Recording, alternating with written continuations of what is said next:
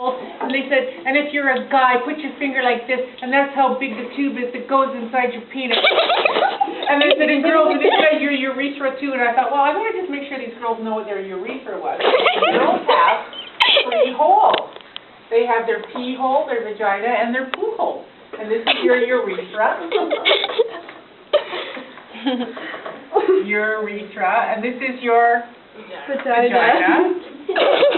And this is your anus. And what do we eliminate out of our body through this one? Urine, baby, and other interesting things. Okay. So we won't go there right now. And here, what's the proper word for poop? Feces. Feces. So we were doing a little lesson on girls that, because boys, how many holes do boys have? They have 2. They have a penis.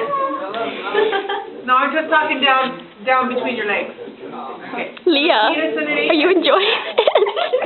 Because they don't grow babies.